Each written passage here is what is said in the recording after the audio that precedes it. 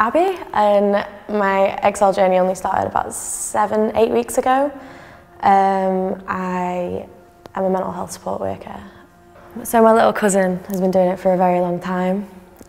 So she's a blue belt now, and she was trying to get me to do it for quite a long time. Like the family kind of thing they've got going on, everyone knows everyone and you don't feel uncomfortable and everyone kind of just wants to cheer you up and make sure you're having a good session. So I've only just started and I look after 2 cases that have got other mental health issues and just support them so they can live their day-to-day lives pretty independently, but just with a little bit of assistance. Everything, to be fair. Mental health is pretty much my entire life. I have PTSD, which is why I wanted to study it, why I wanted to get a job in it, why I want to help people with it, why it's like my main focus in most of my volunteer work and things like that. So I've had PTSD for the past 10 years, which obviously stems into depression and anxiety and a cyclic mood disorder and everything else that goes with it. So it's just a bit of for a very long time. From the first week, it just made me feel so much better. Like within myself, I felt a little bit less anxious about like things I was doing. It's given me a lot of self-confidence, which has helped with my anxiety.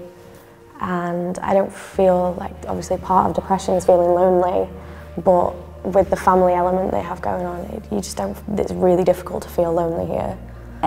It's quite easy to switch off because it's kind of easy to see them as just friends you're helping rather than clients that you have to work with, because it's just, you're not doing everything for them, just helping them live their day-to-day life independently.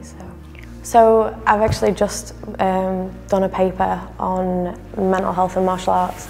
Well, read a paper on mental health and martial arts, which kind of explains how the biology of it, the psychology of it, and the sociology of it all come together and kind of make a really helpful kind of place to be. Self-confidence, definitely, which really helps with the anxiety. And the endorphins that get released make you feel so much better about yourself afterwards. So even if it's just a little high, it's a little bit of a high for a day, which is really nice.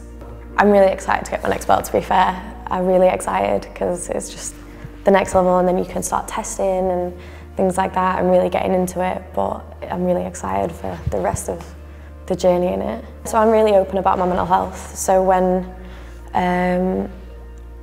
I first started, I did mention that I have got quite a few mental health problems.